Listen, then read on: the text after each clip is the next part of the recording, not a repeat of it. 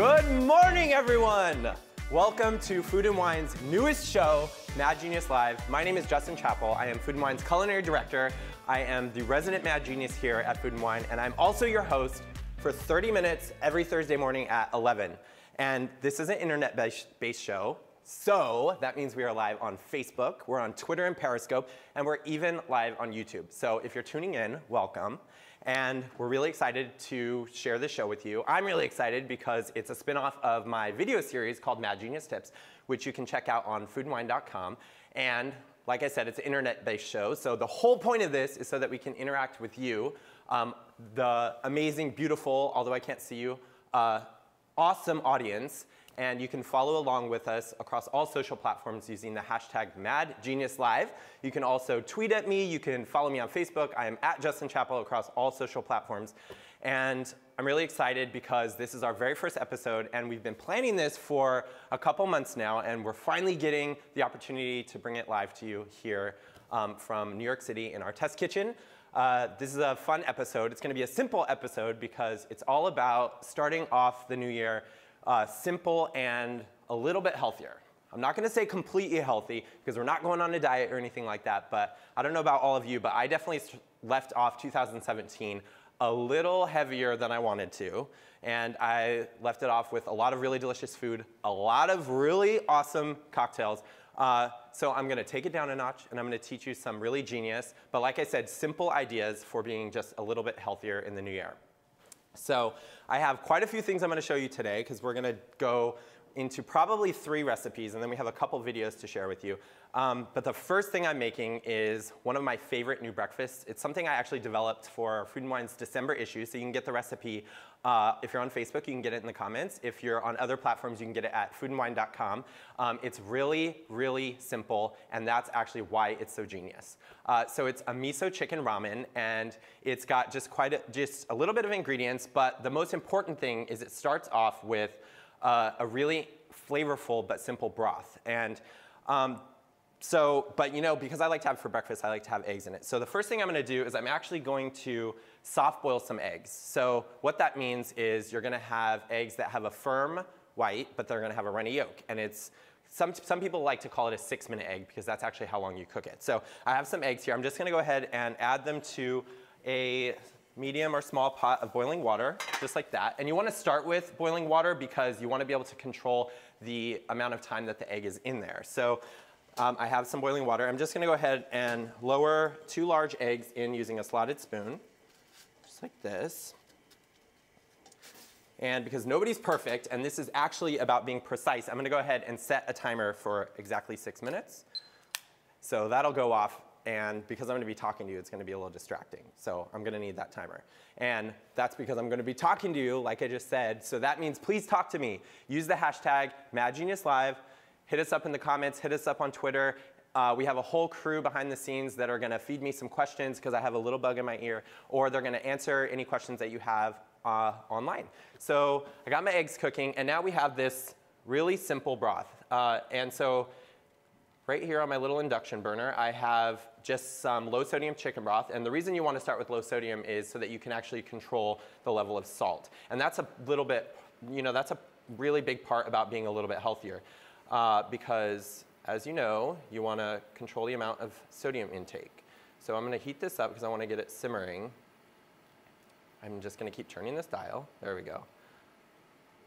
And so the trick to this, the secret to this, the genius part about this broth is I'm going to actually use miso paste. This is a white miso paste. This is a really great brand. It's called Miso Master. It's organic, and you can pretty much get it anywhere. You can get it at Whole Foods. You can get it at most health food stores or even just big box supermarkets nowadays. This is a white one. It's also called shiro miso, and it's fermented soybean. It's a paste, and it has a lot of umami. It adds a lot of flavor to things like broth or marinade, or you can even like mix it with a little melted butter and brush it on roasted vegetables. So I'm going to go ahead and take a spoon here, and I'm just going to add about 3 tablespoons to my broth because I developed the recipe so I know that's how much I like. But if you happen to want it a little less salty, or if you want it extra salty, you can start with probably a tablespoon and then just go ahead and add a little bit more as you'd like. And if you can't find miso, no big deal, just skip it. I mean, it's really what makes this broth kind of really rich and flavorful, but like I said, if you're watching and you want to make this today and you just happen to not have miso at home, then just make it with the chicken broth and the third ingredient to the broth, which is just soy sauce. I'm gonna add about a tablespoon of soy sauce there. And literally that's it. That's the genius broth of our miso chicken ramen. Just mix it up until it's nice and dissolved, just like that.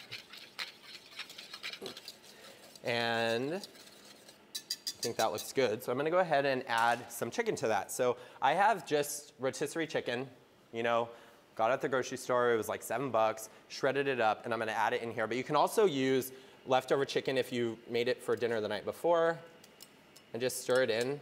But because this is such a simple thing, you can even skip the chicken or add, you know, other ingredients. You can add shrimp, you can add crab, you can add really anything you want. You can even add beef if that's all you have. But chicken is a little lighter, and I like it because it gives me that protein kick in the morning.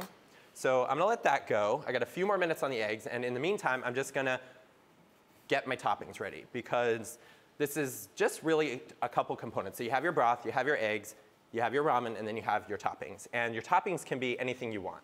So I'm gonna top mine with some scallions and carrots. So I have my scallions here. I'm just gonna do 2 of them. And I'm gonna show you a couple ways to cut the scallions.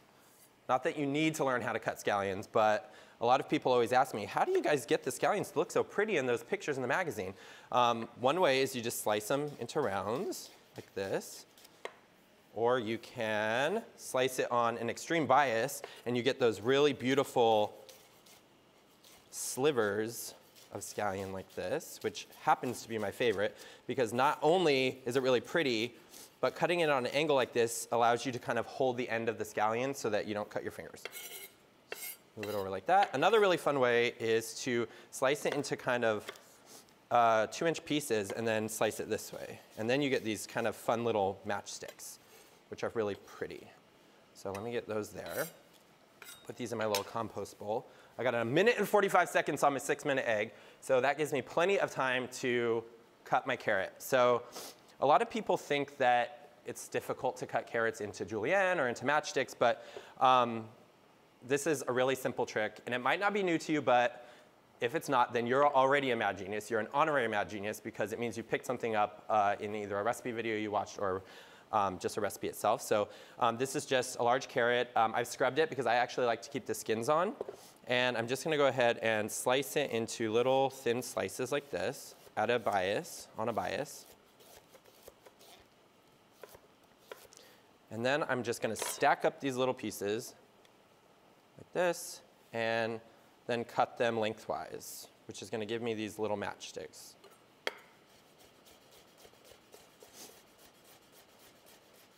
Just like that. And as you can see, they're not perfect, but they're pretty. And perfection is not always the prettiest thing. And I think that's, I might as well do the rest of these. I'll wait for my eggs to be ready, because the eggs are gonna be really, really fun to cut. And I'm gonna show you why, because they're soft boiled. We're gonna have that beautiful runny yolk. All right, we got 5 seconds left, so I'm gonna stop this timer, and I'm gonna pop these eggs into an ice bath. And the reason you're doing that is because you actually wanna stop the cooking immediately, because if you don't, then you're gonna have, you know, a firm yolk, which is not ideal for a soft cooked egg. So just scoop them right out of the boiling water into an ice bath, just like that. And I actually have a couple that I already made. Let's turn that off there. And so I have 2 that are cooled, and this is the really fun part, because I'm gonna show you what happens when you cut into these little guys. Just gonna get a little paper towel out. And if you're just tuning in, my name is Justin Chapple. I'm the culinary director of Food and Wine and your host for this brand new series, by Food and Wine called Mad Genius Live, where we're going to be here every Thursday at 11 a.m. Eastern Time across all of our social platforms. So be sure and engage with us. Please send us your comments. Please send us your questions. And if you have any ideas for future segments or future chefs or guests that we should have on, or even fun games that we can play, please let us know and we'll try our best to get back to you. And if you use the hashtag and you post pictures of any of the recipes that we cooked today, you will have a chance to be featured live on this show. Okay, so I've made my soft-boiled eggs, my 6-minute egg. Just gonna give it a little tap on a work surface. And I like to just kind of peel them on a paper towel because it keeps my board clean, and then I could just, you know, throw it away, pick it up and throw it away. Although eggshells are compostable, so please make sure and compost your eggshells. I hear all these stories about people using eggshells for all these like health hacks and stuff like that, which I haven't tried myself, but if you've used them, please let us know how it worked for you. All right, let me just peel the last egg here. This is a really scary thing, I'm not gonna lie, because I never realized how nerve-wracking it would be to peel an egg on television or on live video because I'm trying so hard. I feel like I peel eggs instantly whenever I'm at home or in the Food and Wine test kitchen, and here I am being really nervous about it. But there's a reason for that, and that's because they're soft-boiled eggs, and I don't wanna push too hard because then I might break the white and then cause the yolk to come splattering out all over my board. Okay, so like I said, my little genius tip here, pick it up, toss it right into your compost bowl. And check this out because I want you to see how cool it is when I cut this egg in half. It's gonna be oozy and it's gonna be amazing. Watch this. But you wanna kind of work a little quickly. Look at that. Do you see that beautiful yolk in there? It's gooey and runny. It's getting all over my knife, all over my board, but it doesn't matter because it's gonna end up in my bowl. So lastly is the ramen, which you could totally leave out of this even though it's a ramen recipe. But if you're looking to cut carbs or you just, you don't have any on hand, then go ahead and leave it out because this makes just a really delicious miso chicken soup with egg and whatever else that you wanna put on it. So I have my deep bowls here, and one of the cool things about this is you can actually use any ramen that you'd like. So I actually prefer to use a fresh ramen that I just cook until it's like al dente, but you can use whatever you have access to. So here you could see you have this fresh ramen, which is actually widely available nowadays. You can get it at Whole Foods and a lot of the big box grocery stores, but you can use like all different types of dried ones if you'd like. What I like, but the whole point of this, and one of the genius things here is you're actually getting rid of these seasoning packets because these seasoning packets are packed with things you don't know about. A lot of times they have lots of MSG and all this sodium. So what I'm gonna say is get rid of them. I threw them behind me if you missed it. But okay, so I have my ramen, I cooked it, and like I said, I like to have this for breakfast, so I like to make everything the day before. So I boil my ramen, put it into a container, pop it in the fridge. I get my broth ready, and I just put it in the refrigerator and heat up in the morning. I cook my eggs, and they will literally hold up in the refrigerator like this, unpeeled for like days, like 3 or 4 days. And sometimes I just cut my vegetables the day before or day of. So I'm just gonna pile my ramen into bowls here.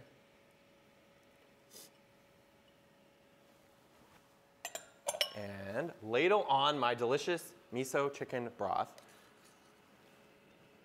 right onto my ramen. A little chicken in that one, a little chicken in this one. Oop. I'm getting it all over the countertop. That's okay though. That's why they make kitchen towels. And I just want to mix this up so that you could see the ramen and you could see the chicken. I think this one stole all the chicken. I'm gonna pass it over. That. And let's top it with our soft cooked eggs. Boop, boop, boop, boop. And a little carrot. But like I said, you could use whatever you'd like. Zucchini would be great in this. Radishes would be delicious on this. And look at that. This is my genius but simple breakfast ramen, miso chicken ramen. And like I said before, the reason it's genius is because it's so simple. So you gotta check out this recipe. Get it in the comments if you're on Facebook, but get it on foodandwine.com if you're not. It's really simple. It's great for New Year. It's a great way to be a little bit healthier in the mornings. And I'm gonna go ahead and eat this. I have another really genius idea for you coming up. It's my riff on Japanese Furikake seasoning. But in the meantime, check out this really fun video from our friends at People TV and our friends at Health Magazine. They are gonna show you a really awesome way to satisfy your buffalo chicken cravings. The secret is cauliflower. Check it out, and I will be right back.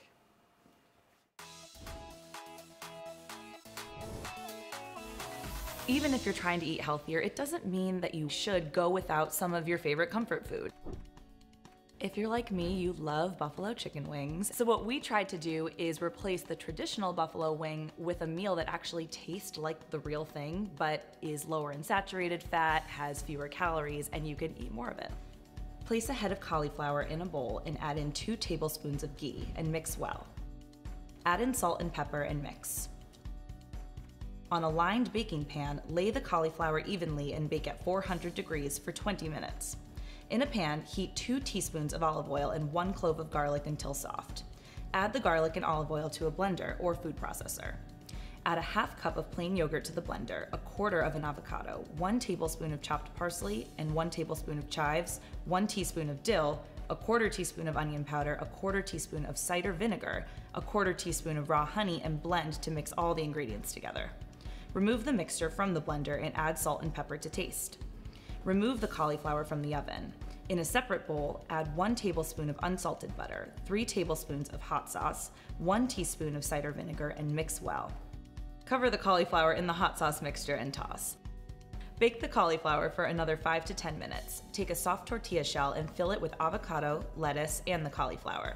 Drizzle with the avocado yogurt sauce and enjoy. This meal is great because cauliflower is loaded with vitamin C. It's actually about 75% or more of your daily vitamin C intake, and it's also really high in fiber, so you're going to still feel full even though it doesn't have meat in this meal. Welcome back.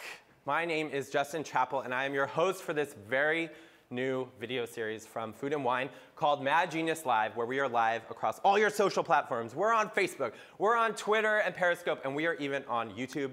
And we want you to tune in, and we want you to interact with us. I want you to interact with me. So follow along using the hashtag MadGeniusLive. Throw out some comments, some suggestions, questions, anything you want. Today we are covering some genius but simple ideas of ways to be just a little bit healthier in the new year. That video from People TV got me craving buffalo chicken. I don't know about you, but if you'd like the full video or like the recipe, you can go to health.com or you can go to People TV and check out the full video, which is full of foods for New Year's resolutions. And I had the pleasure of participating in the video, so check it out. It's really cool. Okay, we're on to the second genius idea today, and this is another way I like to kind of start the day. So I kind of alternate. Like one day I do chicken ramen, one day I do this really fun riff on Japanese seasoning called Furikake. And it looks like this when you buy it. You can get it at most grocery stores nowadays, but definitely Japanese markets or Asian grocery stores. You can get it on the Asian food aisle of your big box stores. It looks like that. Sometimes it comes in a little shaker like this. And I'm gonna make this really awesome riff on it because the thing is, first of all, you can easily spend $6 or $7 on a jar of this, but above everything is making it at home, you can kind of control what's going into it. So you know the ingredients, you know how much salt you're putting into it, and that's all a part, in my opinion, of being just a little bit healthier, is kind of understanding the things that you're consuming and being familiar with the ingredients that you use. So these are perfectly delicious, and if you want to save time, by all means, go ahead and pick up your own jar. But my version is so much more fun, in my opinion, because not only is it healthy, but it's really interesting and kind of fresh and new. And that's because I'm going to incorporate a really awesome ingredient, which I'm going to get to in a second. So A lot of furikake, actually all furikake, starts with nori, which is toasted seaweed, and you can buy it in the grocery store just like this. This recipe is gonna call for 2 slices, which I'm gonna try to get out of here. They're really fragile, and they look like this. They're really shiny. This is, obviously you're familiar with this if you eat sushi. And I'm just gonna go ahead and add it, tear it up and add it to the bowl of my mini food processor. You can use a regular food processor if you'd like. You can use a spice grinder if you'd like.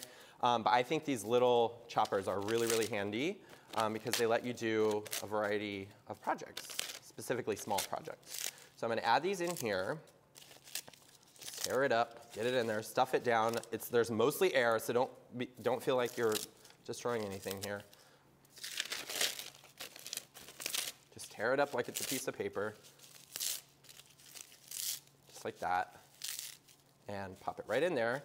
And then the second ingredient here that's really, really important is bonito. And bonito is shaved dried tuna. And you buy it in little packets like this. Sometimes it comes in a pack of 10 or 15, so you get multiple little packets just like this.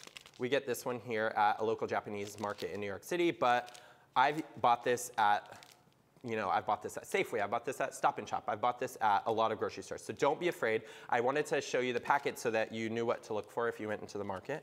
I'm just gonna cut it open, and I'm gonna add 2 tablespoons of this. It's really, really flavorful, and it's really strong, and it adds a lot of umami, which is like that savory blast that you get when you add ingredients that offer umami. And I wanna show you this. So I'm gonna measure it, but I'm gonna spoon it into my hand so you can see. Do you see like all these little flakes? So it's basically dried tuna, and then they shave it like this. And this is what is used to make dashi, which is like a Japanese broth. And so this is one of the things. I mean, there's other ingredients that go in there. There's kombu, there's a lot of other things. But this is one of the main ingredients, and it's one of the main ingredients in my furikake seasoning. So I'm gonna add it in there. That's 1 tablespoon. I need another one. Kind of like flies all over because it's light as air. There we go, get that in there. And bonito is actually really versatile. You could totally eat it right out of the package. So you could sprinkle it on the ramen that we just made, for example, if you'd like, or you could put it on avocado toast. You can really put it on anything. Put it on an omelet would be delicious, but I'm gonna use it in here. So I put it in my food processor, gonna add the top, and now I'm just gonna pulse it until it's finely chopped.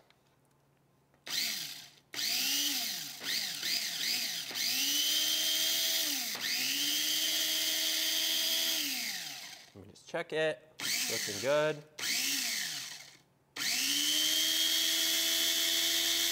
All right, I think that's good. Let me go a little bit more. Woo, just got like a blast of bonito in the face here. All right, take that off, take my little bowl off, and I'm gonna dump it into this little bowl here so you can see what it looks like. Give it a little shake, give it a little shimmy, and look at that.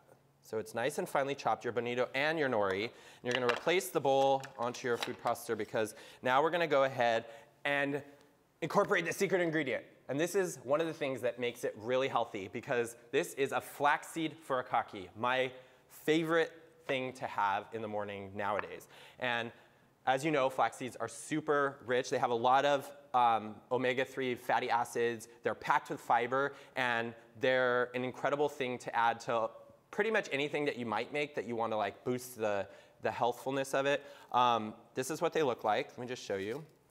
And one of the things that's really, really important to know about flax seeds is that you really only get all the really nutrients, you only really get the nutrients from it, and you get those omega-3 fatty acids, and you get all that fiber when you break them down. Because a lot of people think you can just take a spoonful and add it to a smoothie like this, or take a spoonful and sprinkle it on yogurt, but you're actually not absorbing all of the things that it has to offer. So you really need to grind them or crush them or something to kind of release all that healthfulness.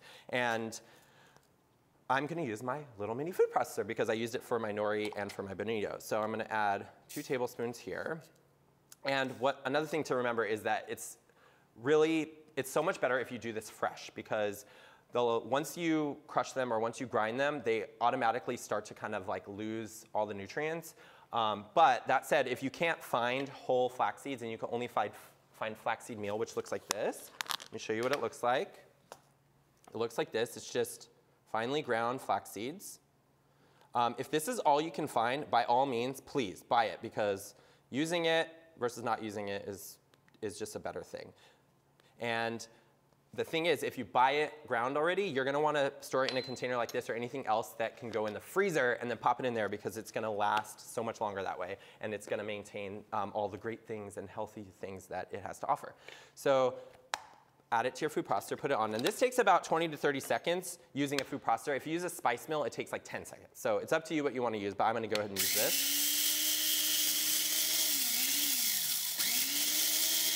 Ooh, look at that vortex. That is crazy. It's like the rings on Saturn. And just keep it going.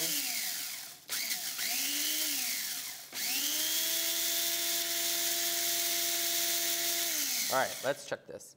All right, they're a little crushed, but I think I'm gonna go a little bit more. You could see here, let me try to scoop a little out so you can see. They're kind of crushed already, but you see how they're still really coarse? You see that? I actually want them to be, I mean, you'll still get a lot of the nutrients from it this way, but I'm gonna go a little bit more because I like it a little more fine ground. All right, looks good to me. And I'm gonna go ahead and add it to the nori and the bonito right here in my little bowl. Let me get this out of the way. Right here into the bowl, just like that. Oop. Almost lost it. And just stir this around. You could see it's kind of like speckly and shiny. I don't know if you could see the shine, but the nori actually is almost like a shimmer, like a twinkle. It reflects the light really nicely. And then to that, I'm gonna add a little bit of sugar, because it kind of, I can't explain what it does other than it really rounds out all the umami that's in there because of the bonito. And it's just a little bit. I mean, this makes, as you can see, this makes like a half a cup of furikake, which is gonna last you a really long time. So don't freak out by the sugar, because everything in moderation is okay. That's all a part of being a little bit healthier in 2018 and beyond. And then the other ingredient, which is gonna add a ton of flavor, is sesame seeds. And these are toasted sesame seeds. I get them whole like this. I actually buy them toasted and then I keep them in the freezer in the jar. You can also buy them untoasted or unroasted and do it yourself. Just throw it in a low oven until they're golden like this, or in a skillet until they're golden. But I like to do this just because it's a little bit easier. So I'm gonna add them to the furikake, and it's about 2 tablespoons. Just mix it around. And then I'm gonna add about a teaspoon of salt, but you can add as much or as little as you'd like. And that gives it a lot of flavor. It brings out all the flavor in the nori and the sesame and the bonito. And that is literally it. This is flaxseed furikake. And I just put it into like a pint container or a mason jar, and it lasts for literally months. I'm not kidding. You can keep it in the fridge or at room temperature and it lasts forever, and it makes a killer addition to pretty much anything. My favorite is avocado. So I'm sure you all know how to cut an avocado, but you just slice it right down the middle, twist it around, go ahead and separate it, and just take out the pit, scoop it out, just like that.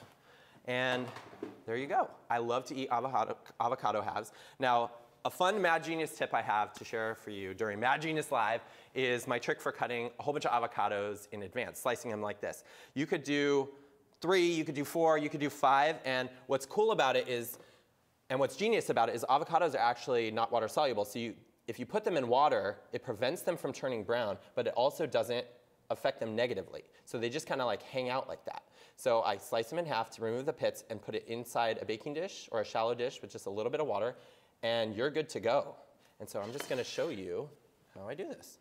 Put it on a little plate. This is literally a whole breakfast. I can eat a whole avocado for breakfast. And then I just sprinkle it with, drizzle it with a little extra virgin olive oil, which is also a really good fat. So you got 2 fats here. It's like a double whammy of good fats. And a generous sprinkle, that's a little much, because I'm using a spoon. Let me use my hands. And just like that. And then I serve it with a spoon to scoop it out. And that is, in my opinion, a very, very mad genius breakfast. We got flaxseed furikake. Get the recipe in the comments on Facebook, or go to foodandwine.com for the complete recipe.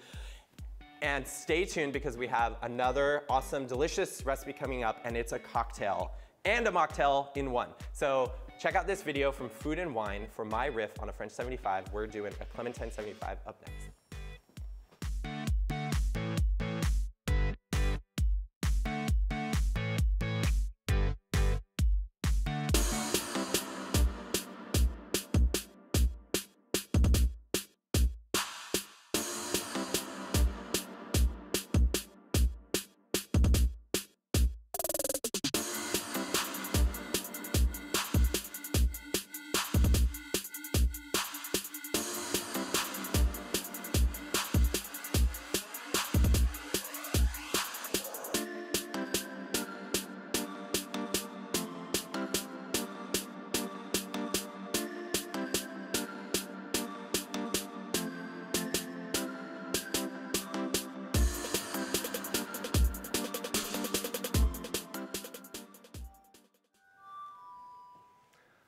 Welcome back to Mad Genius Live. I'm your host, Justin Chapple, and I'm so excited we're here in our New York City test kitchen with this very new show that's just for you.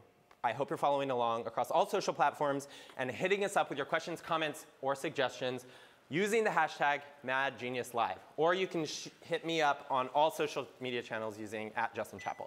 So, I got one more genius idea for you to start the new year out right. As you saw in the video that ran previously, it's a Clementine 75, which is a riff on a French 75. Now, I fell in love with French 75s because of my friend Kat Kinsman, who's from one of our sister brands, Extra Crispy. She's a very good friend of mine, and she has a really cool hashtag across her social media called hashtag French 75gram. And this is an awesome picture of one of her delicious cocktails that she had at 11 Madison Park, and this is my really fun version. The traditional version has lemon, but I'm switching it up and I'm using Clementine, and traditionally it's made with gin, which, as you saw in the video, is kind of the booze version, the boozy version. But because I'm trying to be a little bit healthier and I want you to be a little bit healthier, I'm gonna show you a booze-free version that's just as delicious.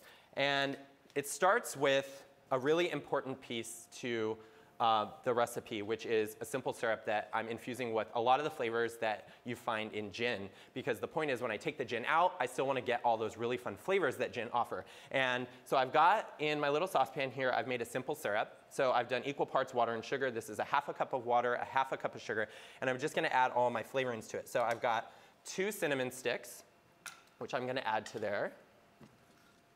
And all I did was I brought the water up to a simmer with the sugar, and then I stirred it to dissolve, and then I kind of reduced the temperature a little bit. Also adding some dried cranberries. They're going to give it this really fruity kind of sweetness. And I'm also going to add some fresh ginger. I don't bother peeling it because you're going to strain this out anyways, but you do want to slice it because you want to like open up all those flavors. So just take about a 3-inch piece and give it a nice thin slice.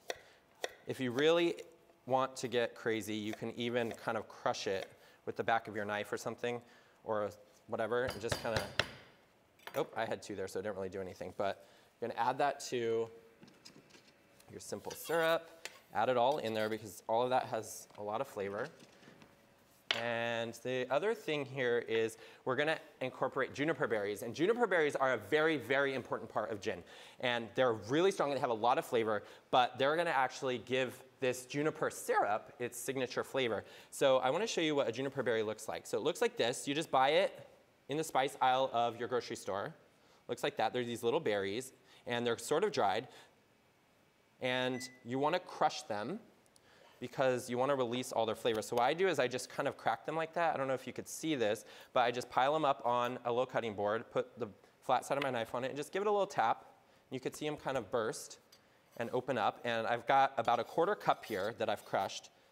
Put it right in the bowl, and then I'm going to add this to the simple syrup. Now you're going to want to let this, just give it a mix. And all that warm syrup is going to kind of become infused with all of these beautiful, delicious aromatics. And that's it. So you're going to let this sit for about an hour. It's going to cool and infuse. And I have one over here that I've already made.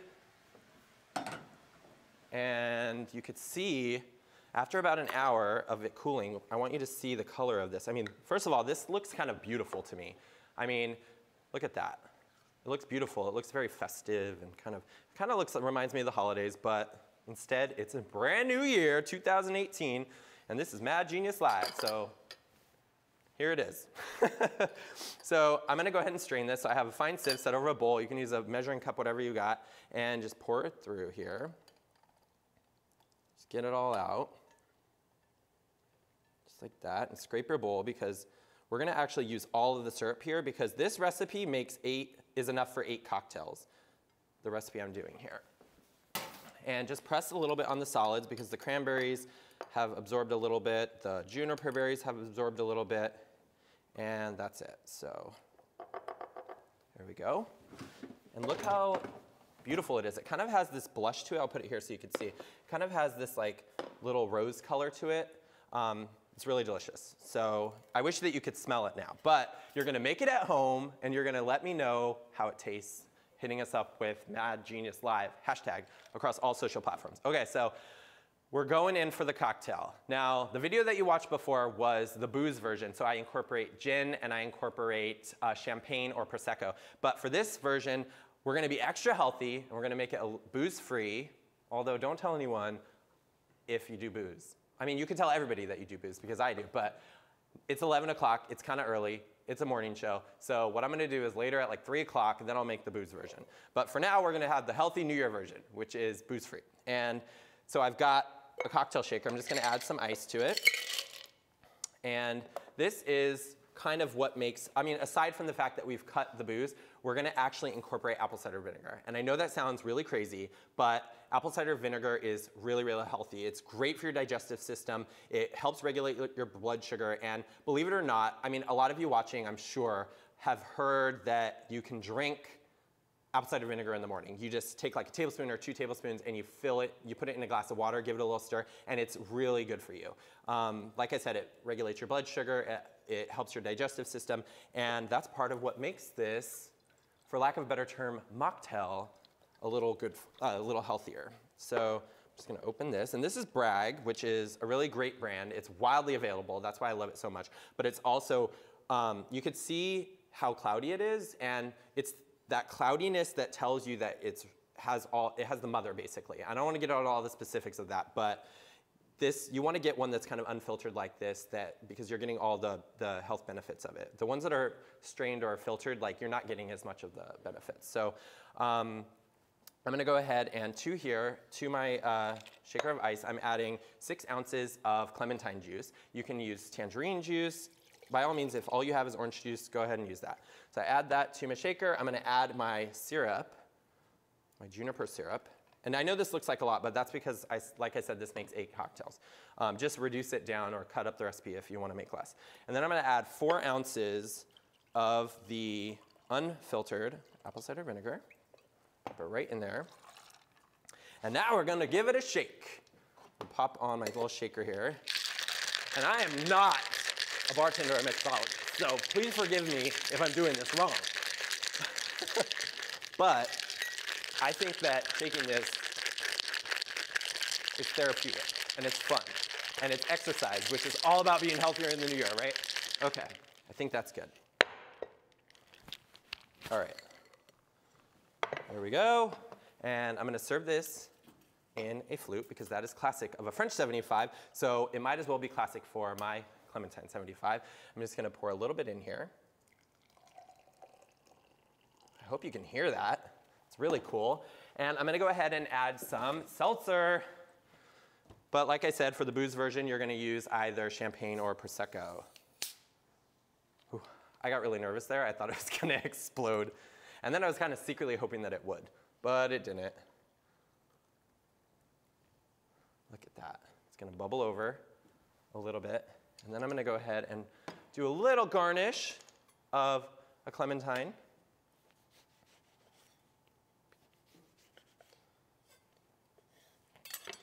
Just like that. Look at that. I got my, I'll just put it in. That is my healthier riff, healthy-ish, somewhat healthy riff on a French 75. It is a Clementine 75. You can get the recipe on foodandwine.com, both the booze version and the booze-free version. And part of why I made this was so that I could toast the first episode of Mad Genius Live here with Food and Wine. And if you tuned in, thank you so much. We really appreciate it. I hope you tune in every week, 11 a.m. Eastern Time, across all Food and Wine social platforms.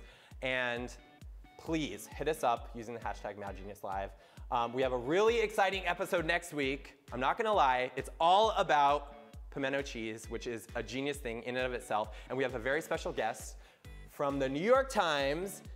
Melissa Clark is joining us to make a pimento mac and cheese, and we're really excited. So please join us.